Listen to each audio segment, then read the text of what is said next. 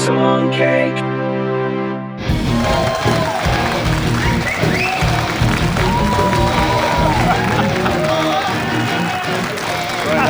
That's better. Hi.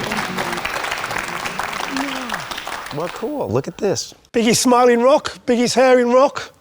Oh, right. One of the biggest bands in rock. Thank you for being with us today. Thanks for having me. Claudio. Oh, that's cool. Sorry. Yeah, it's cool. I use this for drums.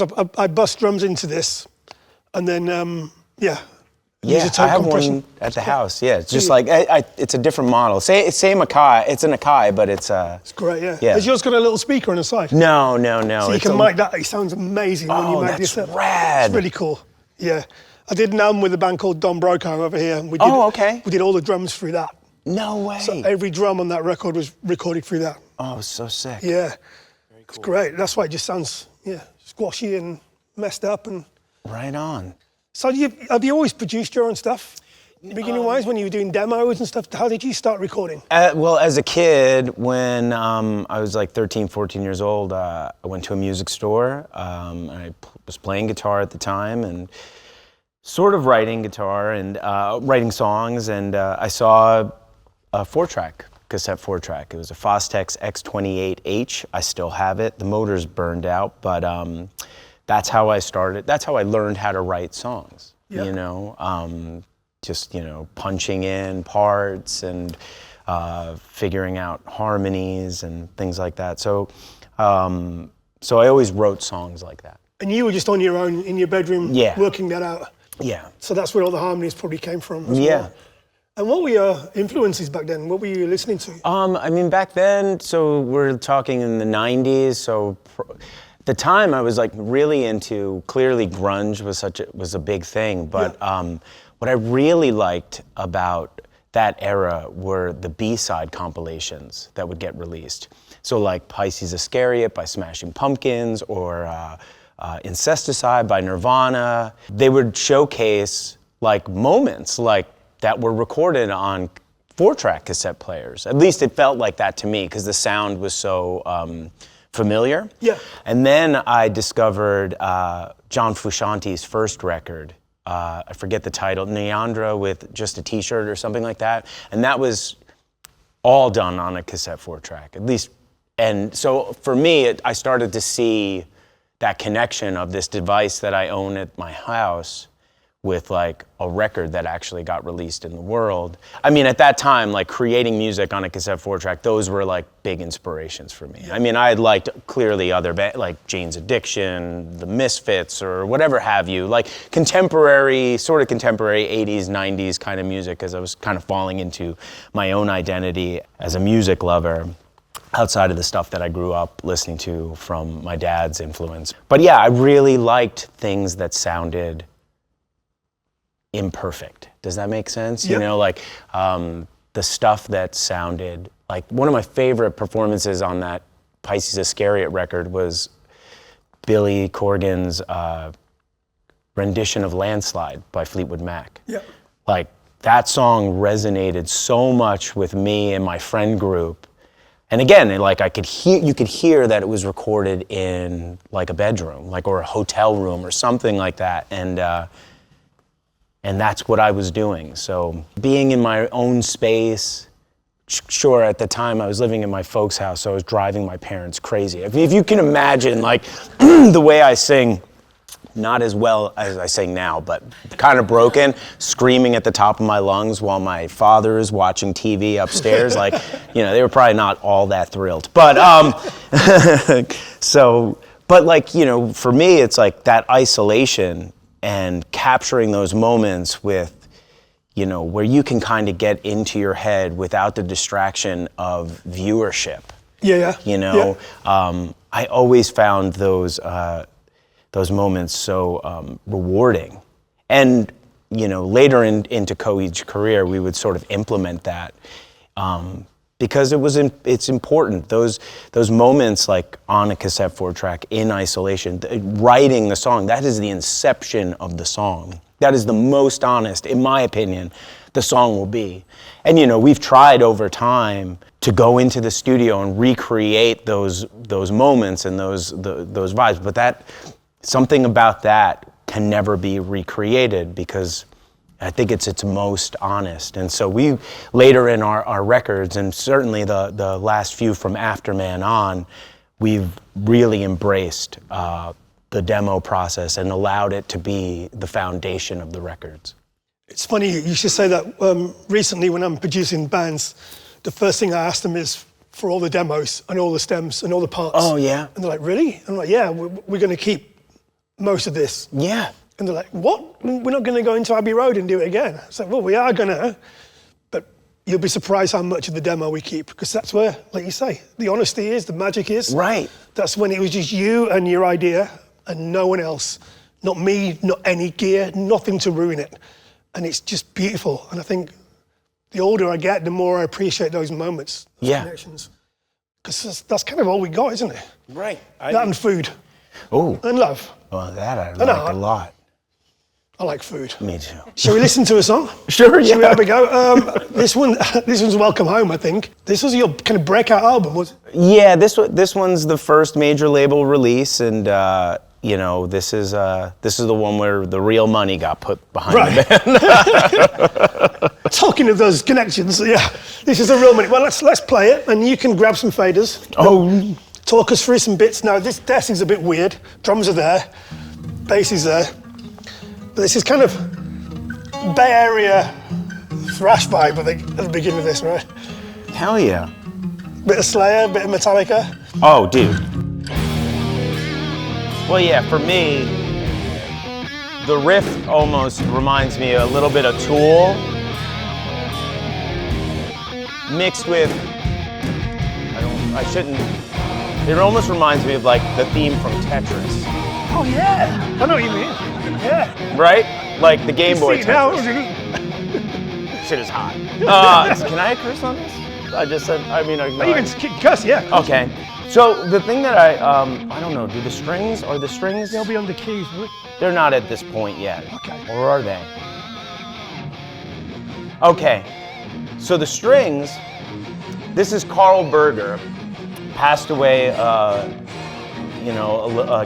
few years ago, but he had done the strings on Jeff Buckley's Grace. So these are real strings? Yeah, oh yeah, this is Wow. real strings. So he orchestrated the strings on this, and I, clearly we were going for that, like, cashmere. Zeppelin with the drums? Yeah. Oh, let's hear that. I haven't heard that. That's so Zeppelin. Right. What do I sing like? So on the demo, I still have the demo. You can find the demo version of this online. The vocals are way more chaotic and unruly. So this is clearly a little more tamed, but any backgrounds happening? BBs are a big thing for you, right? Oh, absolutely. You spend a lot of time on them, or is it quite quick and easy, or? It's kind of quick. Yeah. At this time, it was still fairly new to me, but now whenever I'm demoing, it's like, if I get a line down, I usually complement it with a harmony quickly after and just keep it, yeah. What else? I don't really... Some squeals? Oh, that's me, yeah. That's you? Yep. And then Travis. I love Travis's complimentary guitar here. It's not here, it's going to be the next So I cycle put the round. strings at the top? Oh, sure, yeah. So I'm going to dip me and bring up... Oh, he's not there. Interesting. What was he? Do you want us to solo something? Oh no, here, he might be coming now. It might be 2 rounds, then Trav.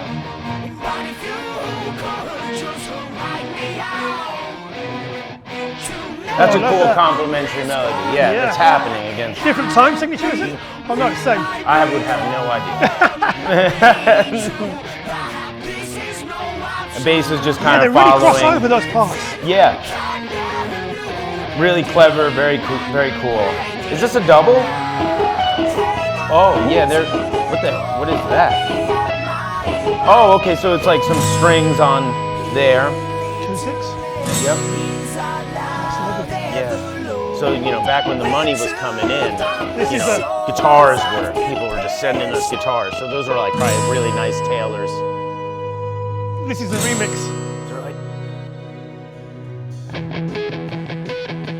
And so this part on the demo is way straighter, and Josh decided to kind of like staccato it in a very Cars sort of fashion. Okay. That was like his suggestion, which is actually really great because I listened to that demo the other day to get a sense of the to differentiate between the final and that.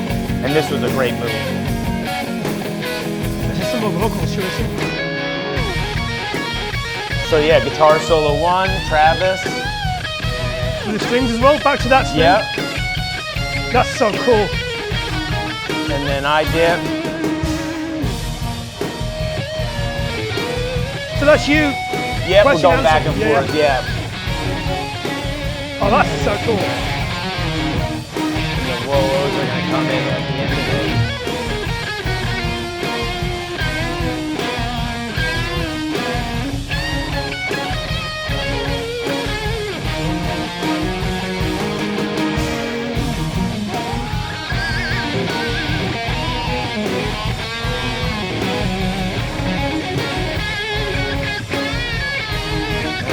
They're here. Oh no, not yet.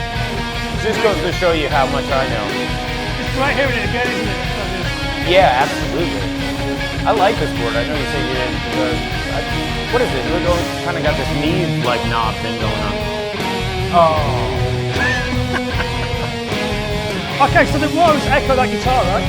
Yeah. Okay. Where are they?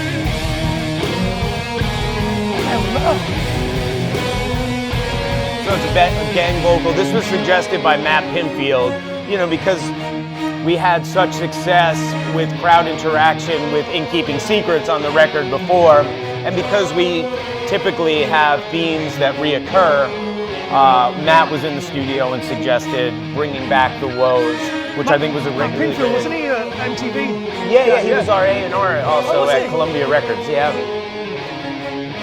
I met him once on a tour bus with Tool in New York. I don't know if he was friends with Tool, but I was on a tour bus years ago. Oh, when Lollapalooza was still at Randall's Island. Oh, that's how long I ago went that to was. I went to that Did you? Lollapalooza. Yeah, where Tool played the other stage, Yeah, right? yeah. And Rage Against the Machine opened it. Yes, Yeah. I was there. That's where I met Matt. Oh wow, crazy! I was at that. And Perry Farrell was there as well, and I was like, whoa. Yeah, right on. Oh, that's amazing. Thank you, Claudio. You got it. I tried to do a pro fade, and then it just finished. That was really cool. That's how Right I on. So 20 years ago, and obviously you're in a different place in your life, a different headspace, Right, different absolutely. influences. How does that compare making music then to making music now? Are you still that kid, or is it more thoughtful? What's the difference in your life now? Yeah, I mean, I'm always so excited to write music. It's one of my favorite things about what I do. So, you know, the themes are certainly different because I've grown up, but, you know, the players in my life have changed. A lot of this stuff is all very much inspired by people, real life events, things like that. So, you know, at this time in my life, you know, I was experiencing heartbreak and really didn't know how to process it. And so this record came out of that, you know. It also allowed me conceptually to explore the idea of bringing my reality into the science fiction story that lives within all the records that Coheed puts out. Just to jump in on that, so in those kind of narratives, science fiction narratives, there's cathartic real life stuff going on. Oh, absolutely. It means a lot to you personally as well. Yeah, like for me, when I created the idea 20 some odd years ago, it was simply because I had a hard time being the front man of a band. Right. I didn't know how to process any of that. So for me to be as honest as I possibly could be in the songs, I had to create a farce to sort of live behind. So every record, Second Stage onto The Father of Make Believe, they are all very much these journal entries into my life. When I listen to them, it takes me back to what they're really about, you know, who I was at this time. And Good Apollo is, you know, that's the thing about Good Apollo, it's basically a breakup record. And for me at that time, it was like, it's hard, when I wrote that record, because it was so honest and so brutal at times, that I thought, you know, it's gonna be hard to hide what this record's really about in this concept that I created. So that's why I broke it into two two narratives where we saw everything from the character's perspective and then how that was influenced by the writer, the creator of the story. Because there's no way I could hide all that in you know, so that was the only way to do it, was to allow the audience in and have everyone sort of understand that all of Coheed's records come from my life. You know, it's just, instead of telling my story in an autobiographical fashion, which normally songwriters do, I chose to tell it in a piece of fiction. So it's like you're writing a book. Yeah. Or obviously you do comic books. Yeah. Does that make it easier, or does it make it more challenging in different ways? I think in the beginning it was probably difficult because I'd never written anything like that, to then take the music and then, you know, translate it into something other than what it actually was. But as I've gotten older, I've come to really love that aspect of what we do. It's very much set us apart from, you know, the others that we've come up with. It's really made us unique, I think. And I love it. I mean, I love storytelling. I love writing music, and I love doing that, so. I mean, musically, you're kind of peerless, really. I mean, you can, obviously there's influences and different parts in your life, but there's not many Coheed and Cambrias around, is there? I don't think so. And that's pretty cool, but that must have been challenging at times. Oh, yeah. But also now you've grown through it, it must be a blessing. Oh, absolutely. Because, you know, when I sort of posed the idea of the band or the idea of the concept being sort of connected with it, because I had created this idea in 1998. I took a trip to Paris to meet a friend, spent a month there. I'd never been anywhere in my life. And at the time I was writing songs. I was the front man of a band at that time. And all the songs I was writing, they were very fictitious. They were just like ways for me to kind of do what I'm doing now. But I thought, you know, they're all connected. Why don't I create a narrative? Why don't I create a big story that connects everything? And so when the band adopted the name and I brought this idea, like, hey, we're going to also do this, that was a hard pill for people to swallow, because it's like, really did. It made us weird. Not everybody understands it. Still to this day, a lot of people don't. Like, you know, the first thing they start to talk about is the laser beams and the spaceships, and it's like, man, have you even listened to the record? I mean, I get it, like, you know, but I think now, this far into our career, this far into our career, 25 years or some odd, like, we're all very, very proud of what we've done and how unique we are, and continue to have a career. So you should be. It's brilliant. Well, that's a good place to end up. Round of applause. Yeah! Well done, mate. That was brilliant. Oh, thanks. Song cake. What were you like in school? What was your nickname in school? Did I have a nickname? You must have. Look at you. Come on. I did have a nickname. I think I may have several. One was Spirit. Ooh. Yeah. It's got a woo.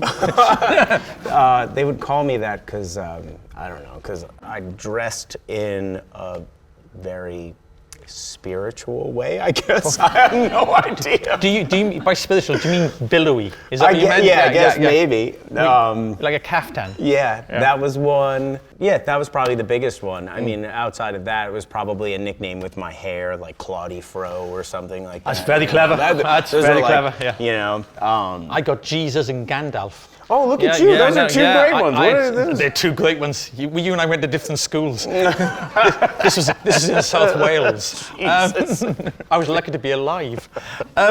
So just talk about names and the naming of things, because it's quite important to the music you do, the vision you do, the comic books you do, the songs. You make up a lot of characters. When you write songs and you name the parts, as it were, is that quite important to you to kind of finish it off, like Sister Spider, things like that? Do you, Sid the Butcher, do you think I've got to give them the right name for the song to be kind of complete, for it to kind of work? Does that make sense? Yeah, I mean, for me, it's, you know, when I think of, like, for example, Creature and Sister Spider, like, that was almost more of an homage to, like, classic horror movies. You know, Creature of the Black Lagoon, Sister Spider was loosely based off of, like, the movie Tarantula / Switchblade Sisters.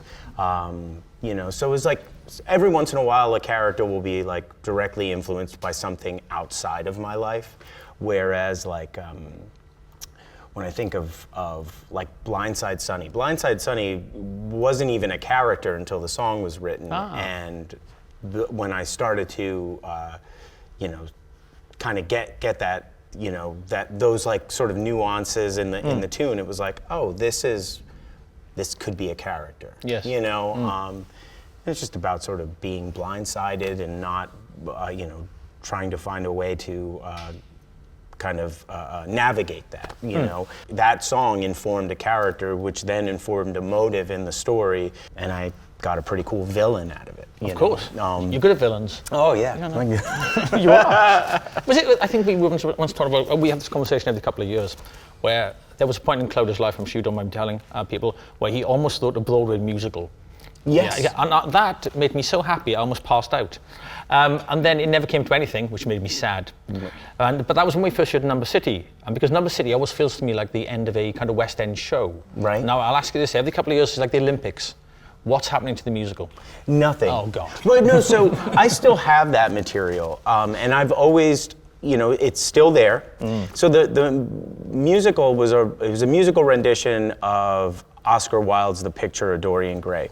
And so I was just asked if, you know, if I'd be interested in doing that. And so I just took the initiative to read the book, and I just started writing material for it. And I got about the first act of the way through it. The opening number, which is called The Son of Love and Death, which in my mind, that is the name of the musical, is a 12-minute song about the origin of Dorian Gray. Now in the book, they don't really talk much about that. They do talk about his, Oscar talks about his parents getting together, her grandfather sort of separating them, having the husband executed. And I found that part of the book really interesting, so so I sort of constructed more of it and loved it. So The Son of Love and Death is super cool. It's actually what informed one of the other numbers we're going to talk about today, which is A Window of the Waking Mind. Because I loved that so much, I wanted to try to implement that. And I didn't want to just take The Son of Love and Death and change the lyrics and make it, you know. The Son of Death and Love. Yeah, you know what I mean? Like, I didn't want to do that. So I created A Window of the Waking Mind out of that, the song. Just go back to obviously some of the process, obviously, which you'll talk more with Jace about, and you being in the bedroom, being the most annoying child in New York State. When did you first write a song that you thought, this actually feels like a song? Oh my God, that's such a good question, Phil. I have no idea. I've written so many songs. Oh, so many. I have.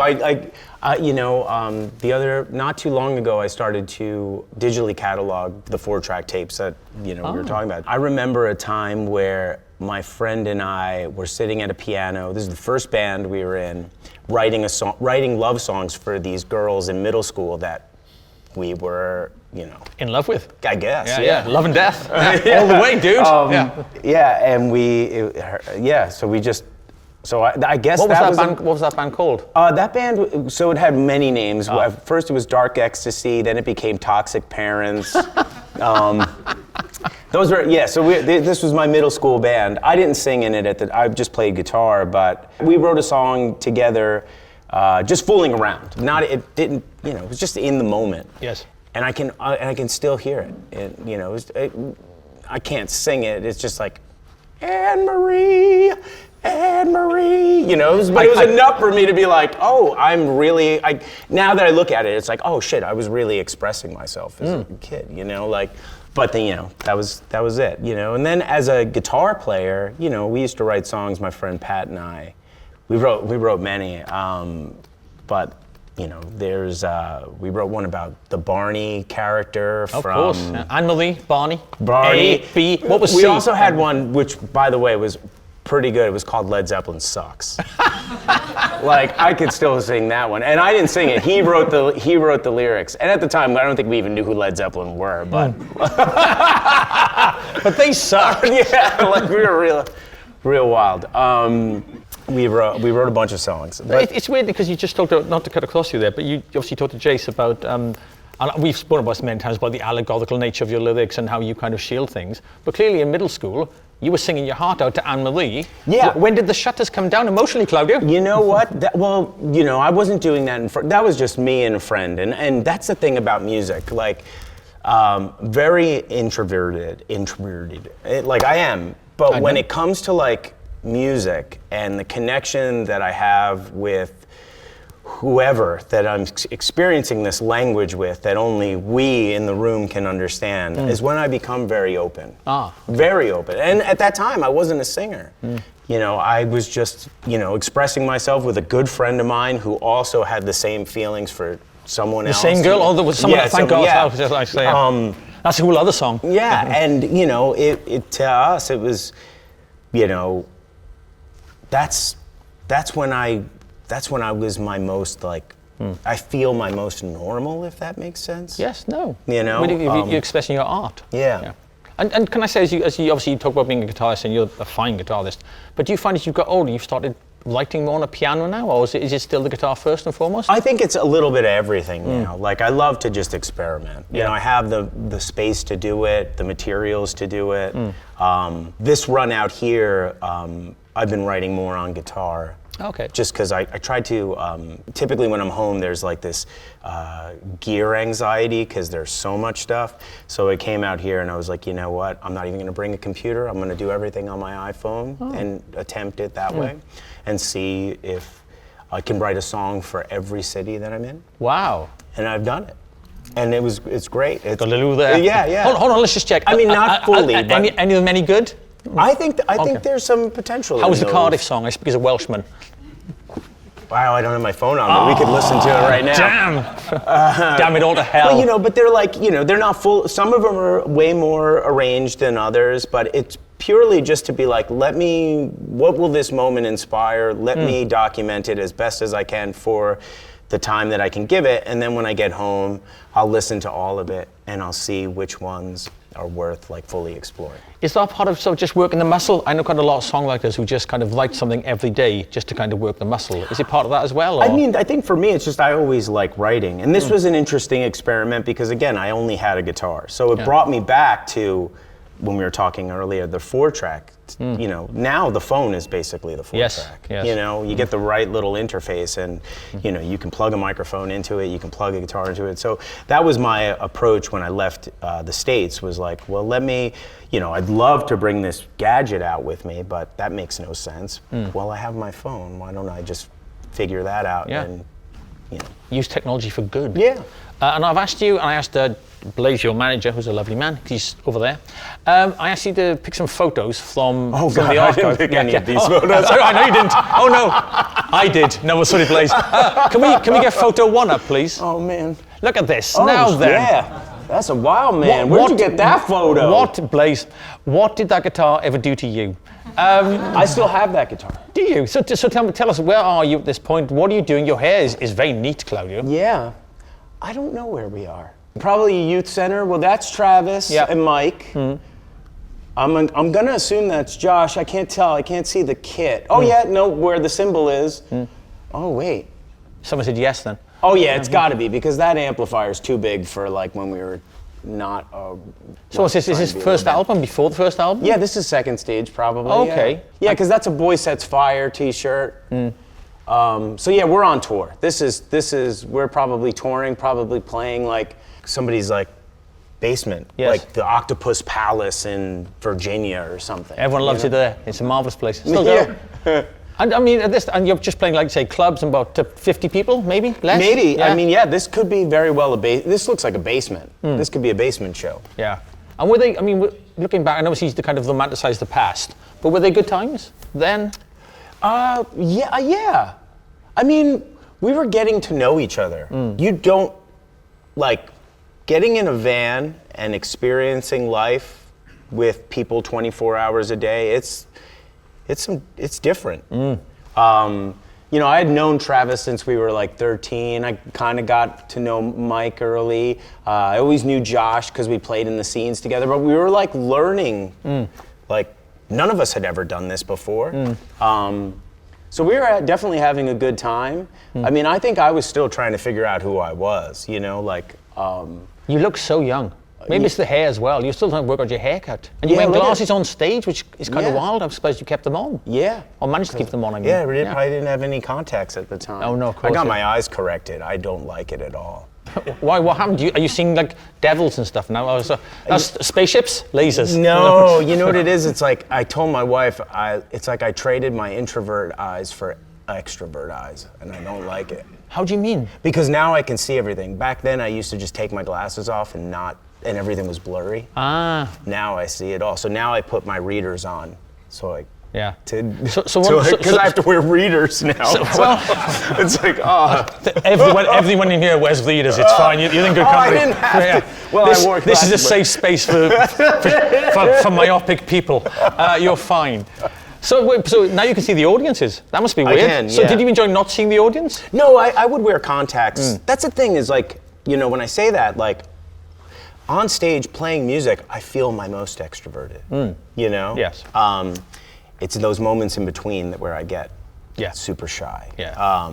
Where you have to interact with the audience. I think I've gotten better at it in time. But no, it's just typically like in life, like when I'm on the train for something. Yes. Just take my glasses off. Go about your day. Yeah. Exactly. But now I have to put my glasses on for that. No, it's weird because obviously I sort of knew you before you were famous, I suppose, really, and then I sort of knew you on your way to being famous, and now you're famous. And well, look at these lovely people. Claudio, I've interviewed Claude many times. He is one of the musicians that when you arrange an interview, he does the interview. He turns up, he answers the phone, blah, blah, blah, blah, blah, always on time. And you were upstate in New York once, and he was from Here to the Sun. It's just after the album came out, from Full Sun, sorry. And I called you and you didn't answer. And I thought, oh God, he's dead, or stuck under something heavy. And eventually you called back and you said, Phil, I'm so sorry. We just bumped into some people who had walked down the aisle from here to Mars. Do you remember that? Right, yeah. And you were like, this never happens to us. I mean, and obviously that was the first time I think of many because your fans love you. Do you get more of that now? Because I mean, you were generally so shocked. You were like, they walked down the aisle from here to Mars. Yeah. And obviously weird time. But that was an amazing moment for you. I remember that really clearly. Yeah, I mean, that one, Wake Up is another. Our Love has been Here to Mars. Yeah. I have a feeling Corner My Confidence might be that for some. Yes, very much, yes. But yeah, there are some songs that, they're love songs. Coheed and Cambria is a love song writing band. Yes, absolutely. I've never thought otherwise. Yeah, it's like, it's even in the name of the band, Coheed and Cambria. It's about two people like overcoming obstacles together, basically. The and is probably the most important part of the band name. But yeah, it happens a lot more now, for sure. I remember you generally, I could tell you were quite touched by the moment. I was trying to shout at you saying you're late, and you were like, Phil, I had a moment. And in fact, it was really beautiful. Well, look, just going back to the fans a second, you posted something on Instagram the other day that I'll be honest, I thought was quite shocking. I've seen your logo tattooed many times on people. You posted a photo of somebody's arm, I think, with your big old face on. Yeah. That was, I don't know if you saw this, don't look. You'll never unsee it. No offense, you know I adore you. But I mean, of all the faces to have on your arms, it wouldn't be this one. Dude, one time it was me riding a dragonfly naked. I think I've said that's that. On my back. Yeah, it was wild. And I looked like, one of those like little troll toys. Yes. It was kind of cool. It was very creative. But it was wild. I think I have a picture of that somewhere. Don't lie to us. It's in your phone. It's in the song about Cardiff. That's Dragonfly tattoo. So the guy with the tattoo on his arm, who will always be single. Oh, it was a lady. Oh, it was a lady. She had a big old arm. No offense if you're watching this. It's a lot of face. It was a lady. Well, she came to me and went, Claudio, do you want to I don't know, lick my arm? What did she say? No, she just showed me, and I was like, oh, I have to take a picture of that to send to my mom and dad. Yes. They must have been delighted. Yeah. Just going back to what we were talking about the love songs, because obviously Wake Up I always thought was a love song, and Pavilion, A Long Way Back, which is your kind of Wanted Dead or Alive, Home Sweet Home kind of, I'm fed up of being on tour kind of song. Yeah. I can't see how people would have missed the point of that song. Do you know what I mean? I know. Pavilion, A Long Way Back, it's a very jolly and very beautiful song, but it's full of sadness, that song. Yeah. And I could almost hear your wife and child in the song. Do you know what I mean? Yeah. And it's weird because when you write something like that, because that is a very open song. That's like a wound of a song, isn't it? I mean, where did that come from? Just from being out on tour? Yeah. When you see the video, it's like that venue kind of paints that picture, like the dirty carpets, things are never like quite uniformed, especially when you're in like the smaller sort of venues. But of course, like I was like, okay, well now the Pavilion needs to be a place in the story, and where's it?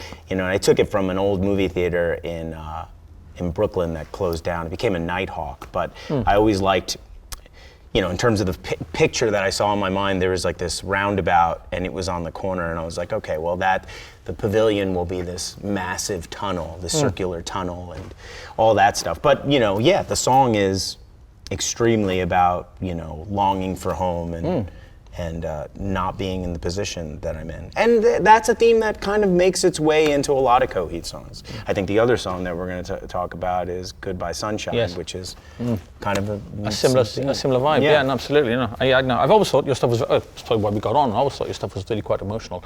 Talking of emotional, shall we look at picture number 2? Oh, yes we shall. Oh! Now that you've clearly just cleaned up a dead body, or you've opened a meth lab, or you're going to paint somebody's house. Which one is it? I wish we were painting a house. We are on the photo shoot for Shoulders. Ah. Yep. And why are you all dressed like nobody told the other one what they were going to turn up wearing? Oh, you've got one of these too? Oh shit. Yeah, no, that was the outfit that we decided on. You know, this uniform for the video. It's colourful, it's nice. Yeah, it's colorful. Yeah. Look at Josh right now. He's like, I know. Oh. He's in his happy place. Everyone I think. Is such a character. Yes. No, you are. You are like comic book characters. You really are. You've kind of managed to kind of, you know, manifest that into like a real living thing. Yeah. So just going back to just the graphic novels, I know there was a much more informed part of the band earlier on. Which gives you more pleasure now, or is it equal thing? It just feeds each part of the beast, basically. The comic books and the music, they just kind of meld into one? Yeah, I think so. I mean, the music is really where it all sort of starts from. So it's like, I wake up in the morning, and that's the first thing I do, is before I like do any of like my, you know, obligations or like, you know, or like when it's a school day or something and I need to get my son ready, like I'm usually up before him, and first thing I do is go into my studio area and I see if something comes out of it, you know? I've always loved writing music, but it's also become a lot of fun for me to see it all kind of transform into something like disconnected and more grandiose and, you know, and I get to do that with my wife, which is, you know, it's kind of cool. That is cool. It's, keeps you together kind of thing. Yeah, absolutely. Again, going back to, so is it 10 years now from The Colour Before the Sun, I think? Oh, I think, just celebrated 10 years. Because we talked a lot around that time, and you were not in, I would call, a good place. You weren't very happy in New York. You'd been arrested by the FBI for the house in... Right. Do you not know that story? Him and his wife were arrested. Do you want to tell them that story? No, it's remarkable. We weren't arrested. They were arrested. You were taken in by the FBI. Yeah, well, we were renting a house. At the time, I had this house in the country where I wrote Afterman, wrote a fair... No World for Tomorrow, I think some of that was written there. Anyway, it was transformed into a grow house by renters. Do you know what that is, just to be clear? When people take over a house and they grow weed in it on an industrial scale. I'm sure looking at you lot, you do know what that is. Yeah, like this was like a $300,000 a month like operation. It was like insane. And it was like a ghost family that we rented the house to. But anyway, my wife and I, we were, you know, at that time we wanted to try something different. We moved to Brooklyn. We got pregnant with our son. You know, just as we thought, you know, maybe we'd go back to the house, or actually, we didn't think we would go back to the house. We were going to do a walkthrough. We got a wild call by the tenants saying that somebody broke into the house. We left, we're not going back. So we had our realtor go to the house, check it out, and it turned out that there was nothing in the house. The door was busted open. The floorboards were all warped from how hot they cooked at the house. It was a real mess. So we went up there, we figured that out, and we sort of tried to get the pieces back together, but the insurance company wouldn't cover the claim because they thought we were involved. So then my wife and I were questioned, and then our son was born. We moved back up there after, you know, eventually they did fix the house, and moved back up there and realized we didn't want to stay. You know, it wasn't as inspiring as we'd hoped, and so we moved back to the city, and we've been there ever since. Yes. But the FBI, don't forget that bit. Yeah. Okay? Because I noticed you sort of just went around that a little bit, if I'm honest. I mean, it's cooler if that, you know. Yeah, if he'd gone to jail, that'd been hilarious. Yeah. Shall we do one more photo? Look at this. I know. Look, what a monster. Oh, look at that skinny. That's a skinny jean era. I wish Blaze would have showed me this one before. I tried this and it did not work. It does not work for me. But can we talk about your, well, one, where are you? Two, what's going on with the hair? Is this when you sort of look like your granddad? You said you'd cut your hair. Not cut your hair, but is it all tied up? Oh, it's like braided. Yeah. Cool. Ooh, yeah. That's a cool guitar. Cling to that. The guitar's nice. And where do we think we are at this point? Do we know? We're at like I'm really bad at that. It looks like a festival of some sort, maybe. I have no idea. And were you enjoying tie-dye at this time, or was it just a one-off? Oh, no, I enjoy tie-dye. Oh, well, that's good. I do. I don't know if when Coheed started out in the 90s, instead of so most people like living in upstate New York or just outside the city, commuter town, you would think like I would go into the city to play music. I decided to go the opposite direction and I went to Woodstock, and I had like some hippie tendencies, man. You wanted to make a guitar for the long time. I did, yeah. Yes, and so when you finally settled on it, was it very hard to decide it was the jackhammer? No, the name was before the guitar. Ah, yeah. A bit like your songs. Yeah. Just saying, like finishing off, yeah. Yeah, I would just because the line "man your own jackhammer" just made so much sense to me. But yeah, that's it. Do you want to pick it up and hold it for the people? Yeah. If someone said to me, Claudia's going to design a guitar, what's it going to look like? I would have won £1,000 and guessed it would look like that. Yeah. When you brought it in earlier, the guitar case wasn't big enough for it. It wasn't, no, seriously, I was talking to your pro tour manager. So when they said to you, like, you can have your own guitar, what was your starting point, apart from obviously making it into a weapon? Well, so I just started this company. It's Evil Instruments? Yeah. And you're the least evil man I know. It's so weird, yeah. So I did it like just because Evil in Comics, Evil Instruments, it just tried to connect it to, I just figured I wanted my own Explorer for ages. I mean, I've been playing the E2 for however long, and it just hasn't really come to fruition. So I thought, instead of waiting, I'm just going to do my own thing. I still play Gibson. I love Gibson, but I wanted to do something my own. So I collaged this body type, tributing the two guitars that I played. One was that not that SG, but the one in the first picture. Okay. My SG Special. So that's where the horn sort of comes into play. And then the E2, which has all these like contours. But then, I just sort of collaged this body type together. I wanted to do more of a traditional style headstock. Can I ask, what was the first song you wrote on this guitar, do you know? What is the first song? Honestly, I have no idea. Is this your live guitar now? This is a live guitar, yeah. And this is the white mahogany, whereas we have a brown walnut, which is a little heavier. This one's definitely more a lighter body than you would think. And then I customized this one. So typically it's like black pickguard, but we did this reflective gold to sort of tribute Phil Lynott. Ah, nice. So the black one has a gold reflector on it, mirrored pickguard, and well, weirdly, Wolfgang brought in the guitar he's had made as well. Oh yeah. And that was obviously a very lovely moment. And how much does yours go for? This one I think is 1,600. It's a little less than Wolfgang's. Well done. Yes, yeah. 16, 17. I thought he was pushing it, and I told him so. Yeah. Oh yeah. Yeah. This one's cheap, a little cheaper than the walnut because the walnut is a denser wood. That one I think is like $18.99, and then there's like the American customs that are like those are really like higher like priced and. But yeah, they did really well. They sold out the first week, the first day. That's amazing. Even the American standard, the American customs. I thought we only made 3 of them. They sold 12. They were like, they just took the order. Well, give us 2 weeks. First, I thought there was only 3, and then management was like, no, there's 10, and they want to add 2 extras just because they sold out of the 10. And I was like, what? Are you kidding me? Who's buying that? I remember. But yeah, I'm really proud of it. I think it's super cool. I love them. That's the other thing. Is like, you're taking a real risk. Yes. It's like your name's on it. Do you know what I mean? Yeah. Exactly. And I have to like to play it for it to make sense. Yeah. I know you're the New York band. Any thoughts on Ace Frehley passing? Were you, Oh, were you a that's so Kiss fan sad. when you were young? Oh my God, one of my favorite movies as a kid was Kiss Meets the Phantom of the Park. Was it? Yeah, that's, my that's friend an awful Patrick film. and I. Yeah, well done. It's an awful film. Yeah. But my friend Patrick and I, we used to watch it all the time. All the time. We spent a lot of time together. And that's like my fondest memory of Kiss, is that movie. Yeah. Yeah. And for my bachelor party, Ace wasn't in the band at the time, but we did go to see Kiss at MSG. Do you ever dress up as Kiss? We've talked about it, but we've never done it. I didn't mean Coheed, I meant you and your mates when you were kids. Oh, no, that's what I mean. Oh, sorry. That too. I mean, our kid, like Travis's son, Rory, got dressed as Gene Simmons one year. But yeah, it's sad. Ace was nasty. Yeah, he was great, man. Yeah. Anyway, on that note, ladies and gentlemen, Claudio Sanchez. Thank you, man.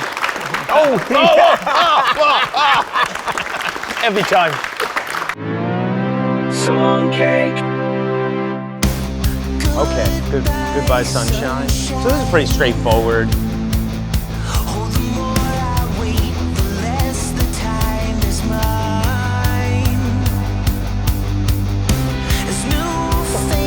Yeah.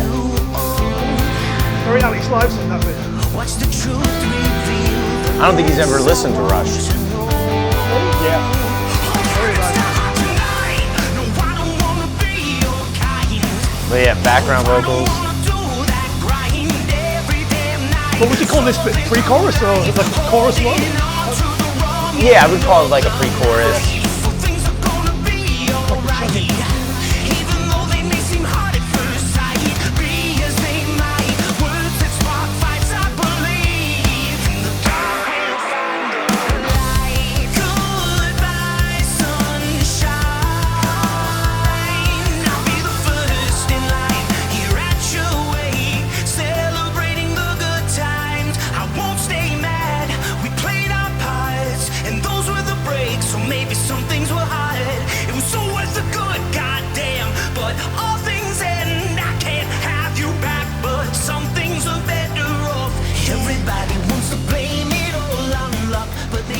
But yeah, this one's a pretty straightforward rock song. You know? What I love about in the chorus is some of the beats are quite soft, aren't they? Quite gentle. Yeah, because some of this stuff is from the demo.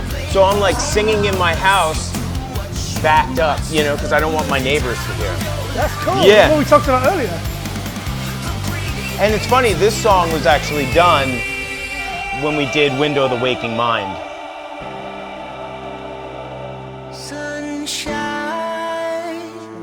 I'll be the first in line here at your wake, celebrating the good times. I won't be mad. We played our parts, and those were the breaks. Maybe some things were hard. It was so with the good, goddamn. But all things end. I can't have you back, but some things were better off.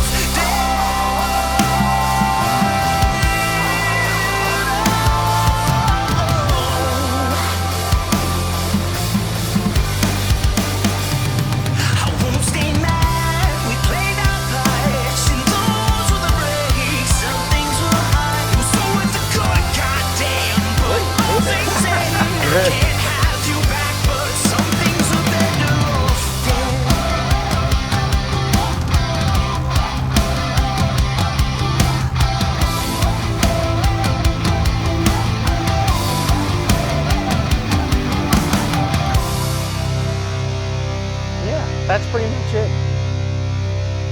I love that song. That's cool. So for you, that's a kind of simple song, right? It is, yes, Do you absolutely. find simple songs harder to write or easy to write? Because they're very exposed, aren't they? Yeah, I mean, this one, in terms of writing a simple song, it's a challenge getting the point across for me. I think when I write the longer songs, it's more time for expression. So it's, even though it might feel more complex and disorienting, it's more space for me to get feelings and ideas across. Here, trying to consolidate that in a more in a tighter package, in a 3.5 minute package can sometimes be a challenge. But This one worked out. I like this one, you know. Are you consciously sitting down trying to write something that's more concise, more pop in a way?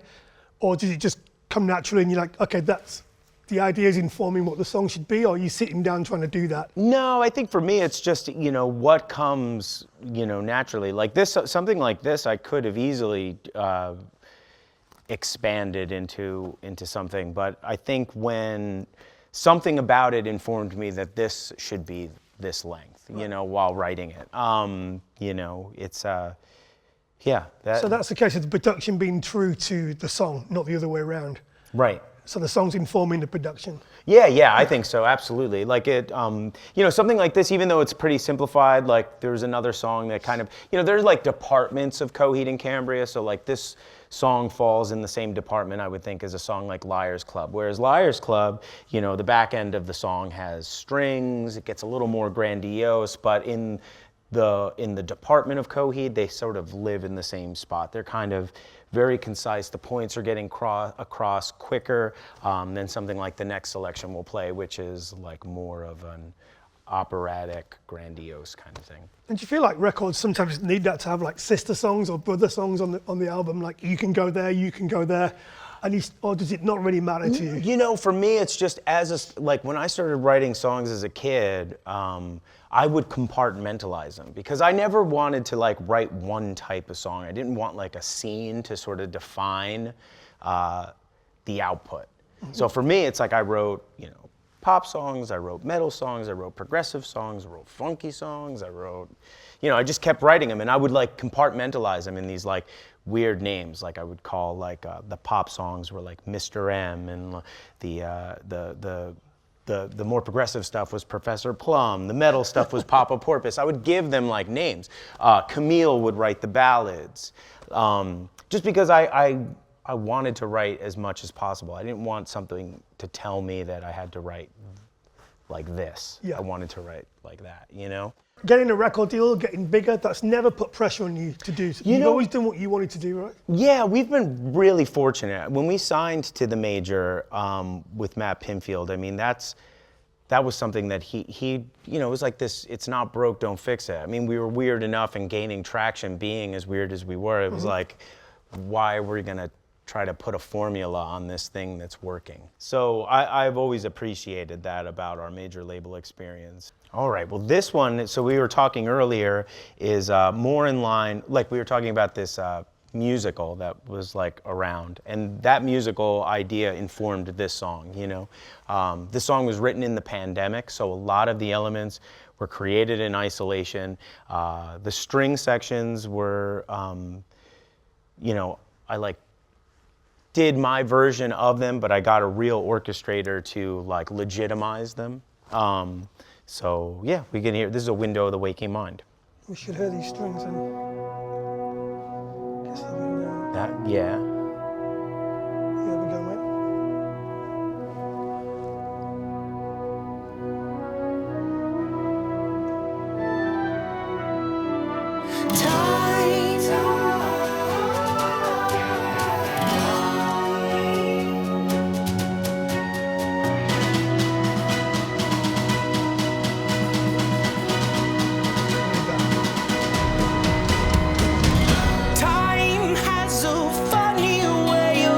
Playing jokes on you while you're waiting for what you think you know will happen next is never what you could have come to expect, and so it goes.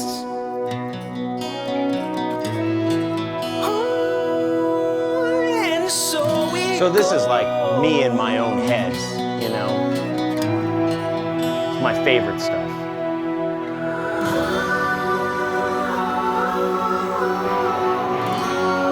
Wow, that's amazing.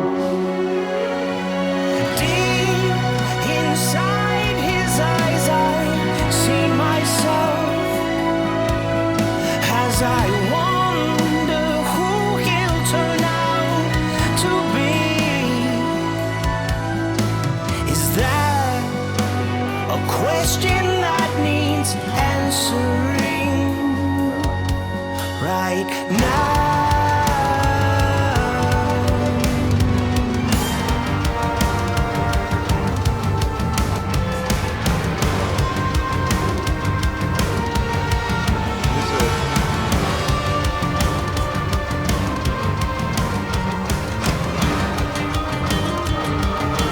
Oh, and then the orchestra, the narrator comes in. My parents unravel the entangled threads of my reality, not of design, but by accident. My perception in question, as I leave the infinite for the present and rise, a window of the waking mind. Here's a simple story, and I hope I tell it well, of a boy locked in a place, his mind the very cell, imprisoned with his wild visions of every time and space. You can tell I'm like deaf. I'm like, Sounds good, man. The thing that complicates it is his parents and who they are. Should get into mixing. They're made to run from beyond the house of the stars. The birds must be in secret, so no prying eyes can see. There's no one of this world quite like Whoa! him. yeah, no one plays the drums like Josh. Are you there? Are you in there safe? I love those dynamics getting really big and pulling the rug in so small. We can help you. We don't know Little what like to oboe do. or clarinet, We you don't know. know what That's to my do. favorite part. That Patronizing doctors with their diagnostic leads. Sounds incredible. Carry on your query. It's blood, the boy, he bleeds. But you can't see him like you. So a monster he must be. There's no one in this world quite like you hear the horns?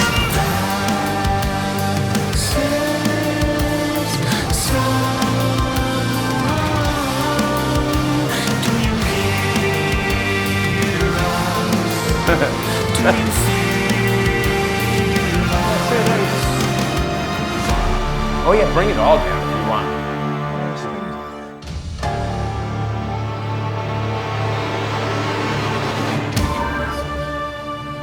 There's some programming in there.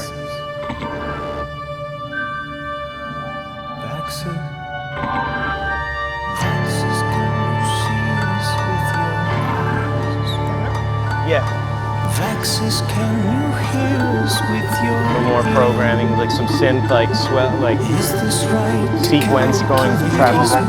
Yeah. To find what's in Yeah, it starts over. This part's great. We can leave those down. Just let us see what happens.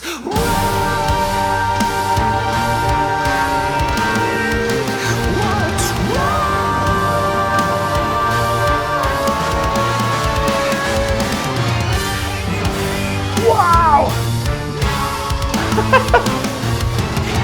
Think about my wife. She's like, what the fuck is this guy doing? I'm like, right? Oh, mate, that's incredible.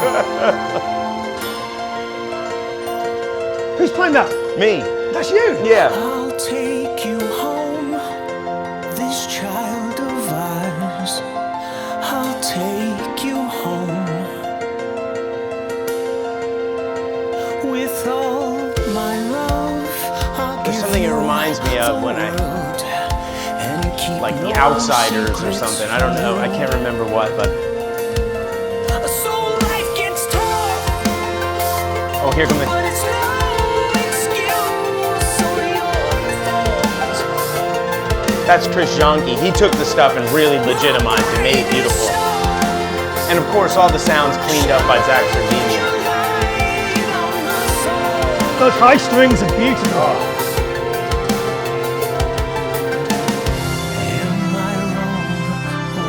And now we get into the Elton John part. Shine your love on all these crazy eyes. Says you gotta rush the gate over. Leave your little says you're gonna live on this. Follow the set and free.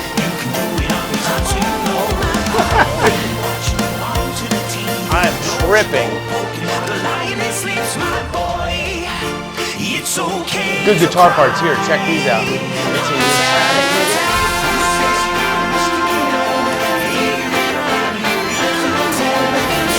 Oh, that's horns. There.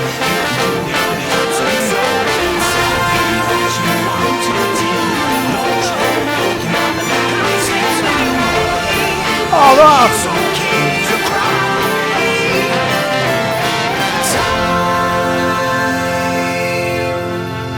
Tripping. Mate, that was an amazing experience. Thank you so much. You got it. Wow, I've got Oh, right on. chills everywhere. That was. How the fuck do you start that? How do you sleep at night? Like, you think goes into like an ELO section? Well, you know, that's funny. You say ELO. Okay, so one of the records that I was listening to a lot of, actually the record before this, when we were doing On Heavenly Creatures up in Woodstock, I was listening to a lot of ELO Time. Right. Have you heard that? You know, Yeah. I love that record. I think that's my favorite ELO album. I think that may have informed the idea of time being a question in the story. Mm-hmm. You know, I wanted to do, you know, I was so into doing the idea of the musical, and that when it kind of went away, you know, again, like I had said earlier, I didn't want to just take that music and then just put new lyrics atop of it and be like, okay, well, that's a part of the record. I was like, well, if I did that, I can do it again. And that was this, A Window of the Waking Mind. So, you know, I needed an album closer, and that made the most sense to me, to do something that encompassed all the themes of that album in a very, like, grandiose way. Like, I wanted to feel that ELO thing. I wanted to feel the Beatles thing. I wanted to, you know, those are bands that I loved as a kid, and, well, maybe not ELO, that was more so later on in life, but the Beatles, for one, definitely. It's like, I love walls of sound. It's funny, the more I talk to rock bands, and the more you probably do, as our peers, influences tend to be out of the genre. So, like, yeah. Obviously, we like music, we like rock music, we like metal and stuff, but you take your influences from the Beach Boys or ELO or Simon and Garfunkel or things that audiences might think is quite abstract, but, you know, Deftones are a great example. You can hear Duran Duran and The Cure, right? Those examples, and you can hear all that in this, and that's what makes it so incredible. Dynamically, there's some big moments, and then you pull the rug and it goes super soft. Yeah. Are you looking for those moments? Is that a producer helping you with those moments, or is it a natural thing? Natural. This song is a story in that way. Right. So it needs. So you need the big scenes and the small scenes. You do, and they need to be abrupt when they need to be abrupt, and they need to be, you know, they need to swell in when they need to swell in, you know, to get the points across. This is essentially, you know, most of these tracks are, with the exception of that, this is all bedroom recording. I made this song in the pandemic, you know. I took whatever string arrangements I had created. Again, I don't write strings. I did what I did, and I gave it to an orchestrator that I wanted to legitimize it. I knew the song had power, so I was like, okay, yeah, I could put this out in the world with my idea of what the string should be, but I want to put the kitchen sink in there. So that, you know, and of course, like the mixing, the production of Zach Cervini mixing it. Oh, Zach mixed it? Yeah. Great, isn't it? So, but as far as like the conjuring all the elements, I mean, this is all done in isolation through the pandemic. Mate, I don't know what you guys did in lockdown. I ate donuts all day, and you did this. So, lots of respect. Thank you so much. You got it. That was of amazing. Course. I loved that. Thank you. On. Big. Song cake. We're going to have a little Q&A now. You're going to answer the questions. Please, what's your question? Sorry. I've had the opportunity to meet you a few times, but I've never had a chance to tell you thank you for the music. I can't imagine growing up without this music in my life, and it's really had an impact on me. Good and bad in life, Coheed's always been one constant, so I just want to say thank you, Claudio. So you I'm a bit nervous here. So you mentioned earlier that you grew up in Coheed. and I speak for all of us. We all grew up with Coheed.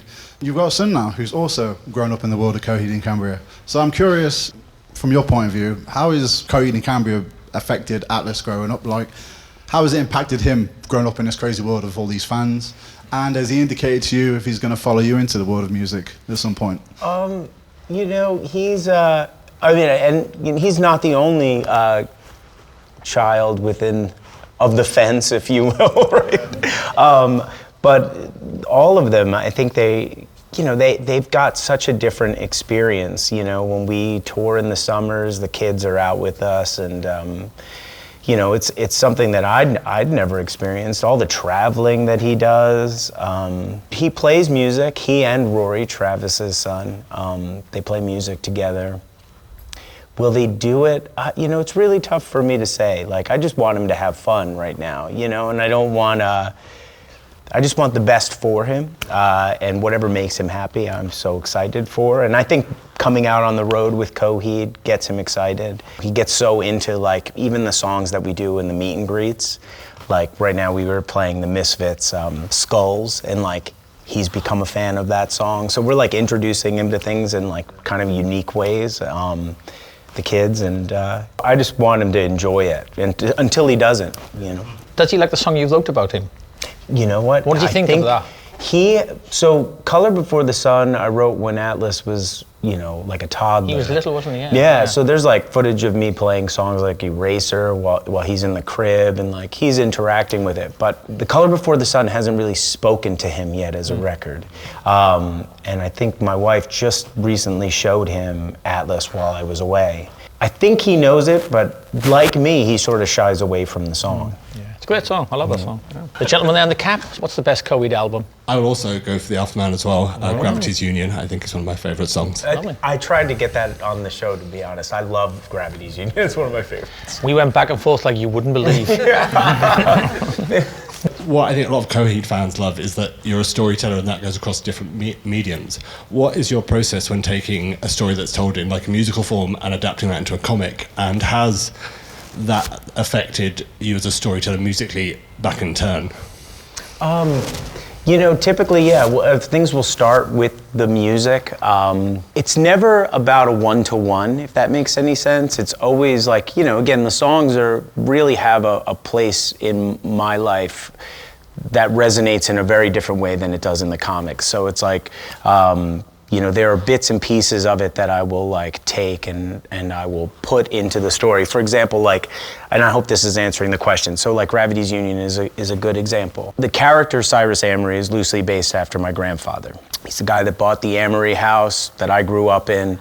And so he experienced these things that we didn't talk very much about. He watched the death of his son, which was a car accident, and he lost his wife and lived a life without her for like 40 years. So I would take these things and I would write these songs that, you know, somehow that car accident that he experienced and the way they talked about it as a family has definitely affected me because I barely drive.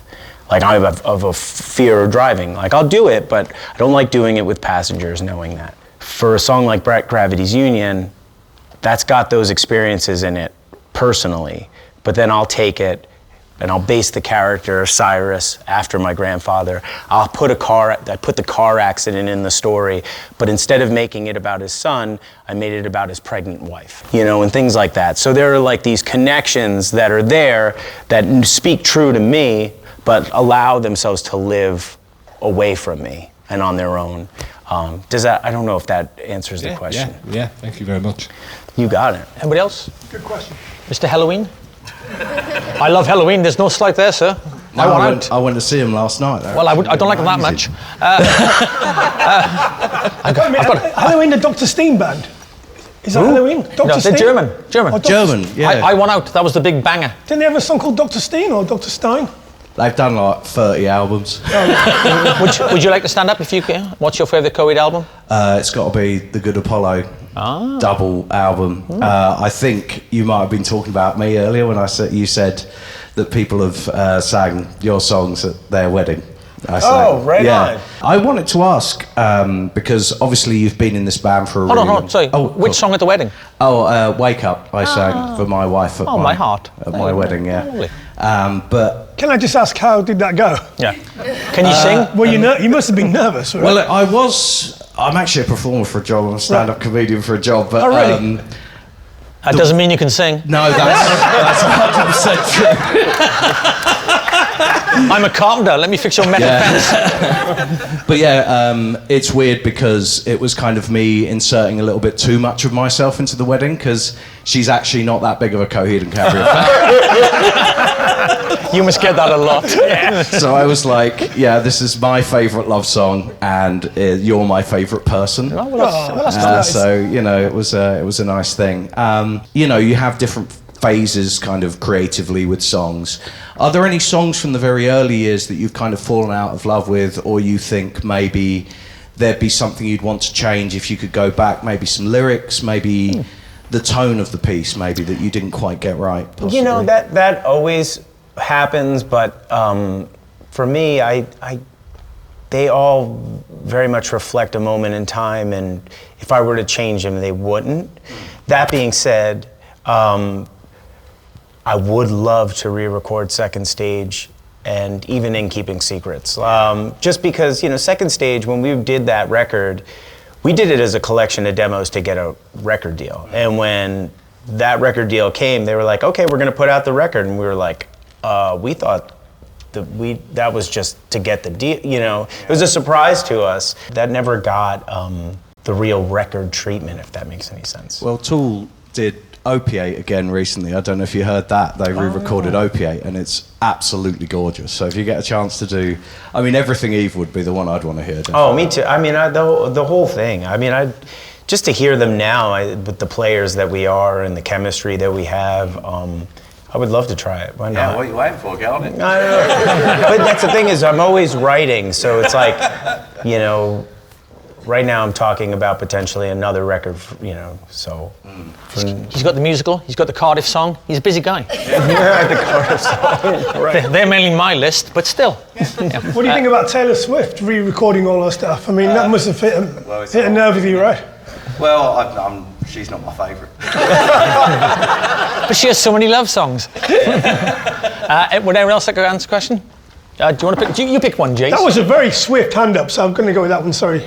Well, I think my favourite album is also Good Apollo, probably. Okay. But my favourite song is Ladders of Supremacy, I think. I've played that track so many times. Yeah. It's my top track on Last FM, so if anyone's going on my profile, you'll see that. I saw recently from the start of your tour when you were in Paris, obviously that's been important because it's where you came up with the idea that Amory was to your band. You mentioned that it's your favourite city. I think you were standing in front of the Sacre-Cœur, which is home of the prize in the story. And there's also sort of the guillotine image has been a big iconography. Right. I was kind of wondering what you find so inspiring about being in that city. Is it specific to Paris, to France, or do you find travel also inspiring? Because it was really interesting to hear that you write songs onto a song for every city, as you talked earlier. Right. I think I find Paris so interesting to me is because it's the first real place I had ever been to. When I talk about my son and all the traveling he's done, he's traveled so much, so extensively. The first trip I took, was when I was 18 years old, and it was to Paris, and I stayed there for a month visiting a friend, and that's what made it so grand to me. Coming out of the subway system and seeing the architecture and just how different it was, it felt very alien to me, and that's why. So now it just has a special place just because of nostalgia, I guess, or just it reminds me of when I started this thing. To answer the other part of your question, I typically like to record at home, but it's become like this new thing where I'm writing more outside of that. Because maybe the climate is sort of helping inform what the feeling of the song might be. So I'm exploring that a lot more. Certainly did on the last record, wrote a couple of songs in Paris while I was there, Blindside, Mary of Mercy, and then, I just have been, why not? And there's so much downtime when we're out, might as well make use of it. Thank you. You got it. Sorry for the interruption. But I just want to ask you to press subscribe if you like the show. Then we can make more. Simple. Right, back to the show. Hey Sam, what's the album, Sam? It's Good Apollo. It's the one I started with. So yeah. Right on. Yeah. Got a very strong, Very close to my heart too. Yeah. Yeah. My first album. Yeah. Yeah, thanks for being here as well, Claudio. I think it's a dream to have you talk about the songs in this way. Going back to the topic of demos, I wondered if you could take us through like a song that you remember changed the most from the inception, like the way you started it, all the way through to the recording, the production, and the final thing. Is there a song that you remember that changed? Well, they all do, especially the older songs, because at that time I was only working with an acoustic guitar and a cassette 4-track, so it was really the skeleton of the song. But of recent, sort of that same thing has happened. So on the newest record, we did a song called Someone Who Can. And initially, I wrote that song with the idea that maybe I would put out like a solo record, right? I have this room in my house, there's a piano, and it's like a little library. And so I recorded all of the elements there. Piano, cajon, which is a box drum, acoustic guitar, vocals, background vocals shouting into the room with stereo mics up. And that's what that was. And so when it came time to making the record, I had about 30 songs. And I had given them to Zach Cervini, who was like my producer partner on the records, the past two. And I said, hey, if there's anything, here's 30 songs. These are what I think are going to be on the album. If there's anything I'm like egregiously omitting, let me know and we can explore it. And he really liked that song. So that went from an acoustic, very bare bones performance to the song it became on the record with like the electric guitars and the synth stuff and the atmosphere and the guitar soloing. That 80s kind of vibe. So that changed dramatically. And you can hear both of those versions are like streaming, not to like sell that, but like you can hear the difference between like what it was initially and what it became. You got it. Good question. My side. You, sir. Favorite album? The last one is always the most favorite, isn't it? Yeah. Oh, right on. See, he knew what he was doing. Follow that man. What's your question? Jason. What was the first gig you attended to watch, and what do you remember of that? What I intended to watch? Like where my You went first... to watch a band rather than play. Oh, my first concert? Yeah. Oh, Black Sabbath at the Beacon Theater with Ronnie, When was that? Ronnie James Dio fronting. Wow. It was on the Dehumanizer tour. It might have been 1993 or 94.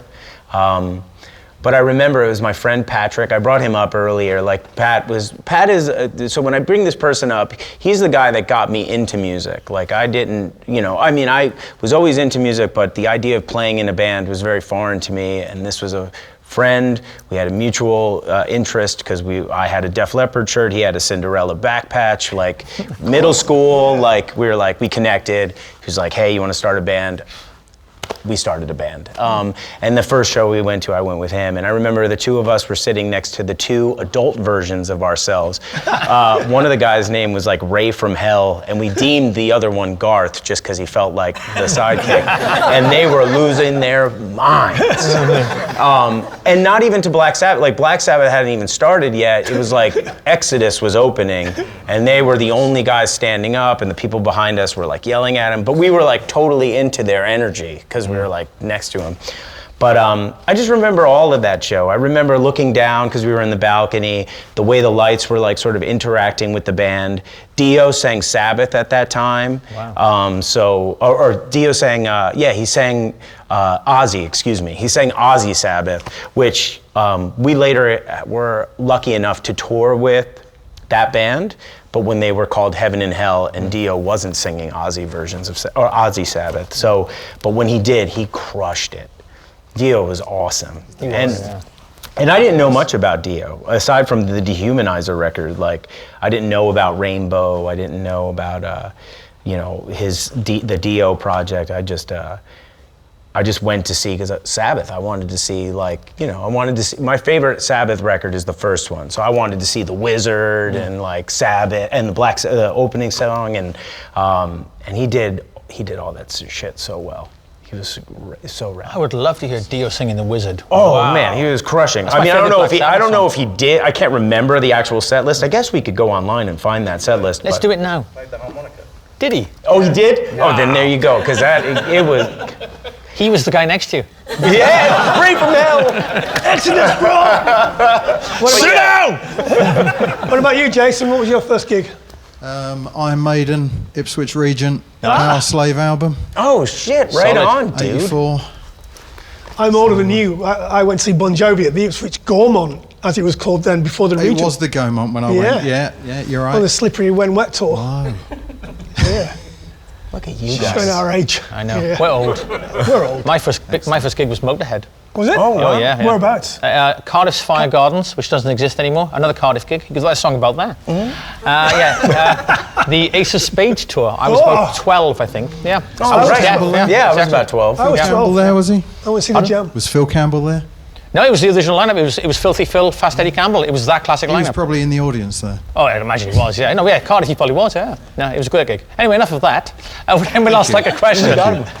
Over here. We've got Young 5 lady. minutes left, so let's do a couple of quick ones. Yeah. My name is Rachel, and my favourite album is Good Apollo 1. I am in love with the Willing Well suite, so fantastic. Thank you very much for that.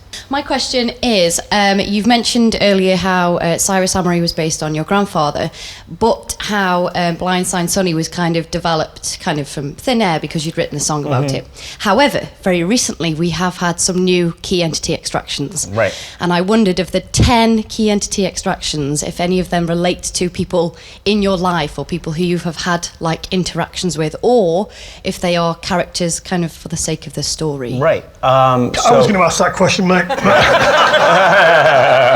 makes me feel really good. Thank you so much. I just said, what's your favourite band? Word for word. Yeah. Good question. That was a great question. Thank you so much. Thank you. Let's see. Just say no and stop. No.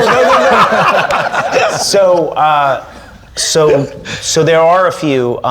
Yes, in my life, two. One is just kind of random, and the other is based after my first movie experience. So in order, Melvin.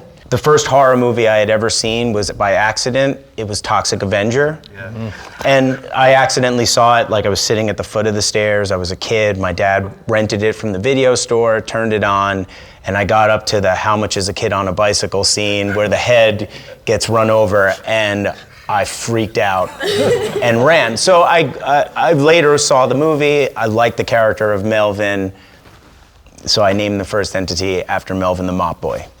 The other two, these songs were actually kind of written without the entities in mind, but I kind of curated them to be. Yuko is based after a friend of ours, a family friend who was living with us for a while during the pandemic, who ended up moving back to Japan. My son was learning, like, just because of the interaction with her, he loved Yuko so much that he was learning Japanese. He spoke more Japanese than he did English, which was wild to me. So I kind of just named that after her because I love and respect Yuko so much, and I thought a character should be named after her. Peter the Wishing is after my grandfather. So funny story about that song is that's the song that informed Gravity's Union. So that song's as old as Afterman. I just kind of found it. So that's the first song I wrote on an 8-string baritone guitar, and I kind of abandoned it because I thought the themes were not working for me at the time, and then Gravity's Union came out of that. But I revisited it, thinking of my grandfather. He's sort of become this like theme that, he's the one thing I can't get out of me.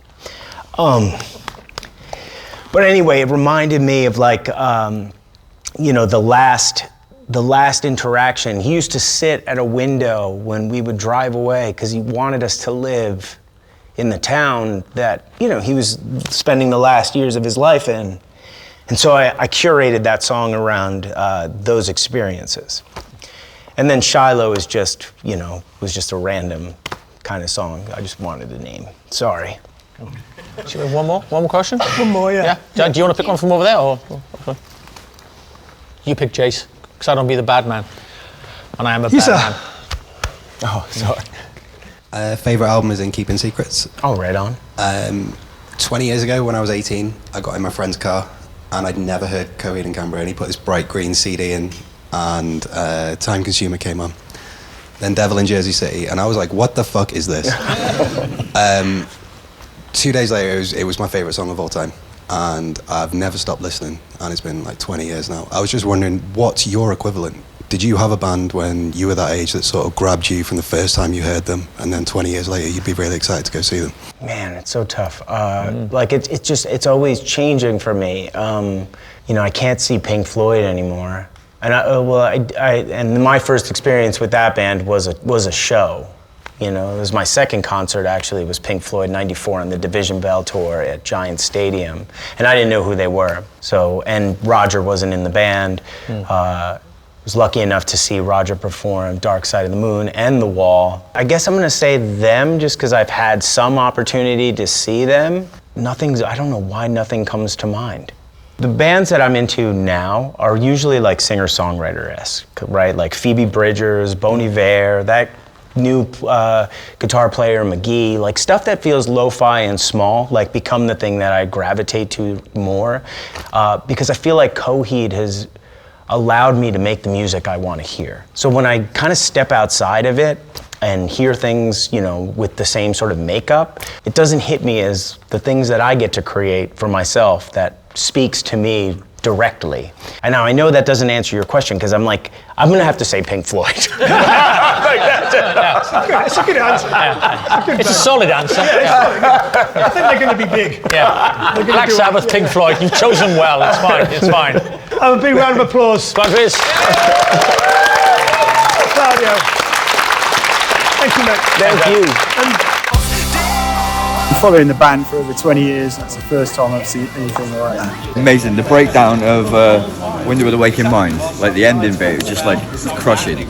That's my favourite new moment. It was really interesting to see how he deconstructed some of the songs actually. Like it's rare to have that experience with anybody that's kind of in this industry. So that was really awesome. It was nice to see more of a human side as well to his building of his songs. So good to be able to sit so close to someone you've admired for so long. Claudio get excited playing his own music, mixing it, blowing up at the parts he loves that I also love. Dropped in all of the layers, it was absolutely phenomenal.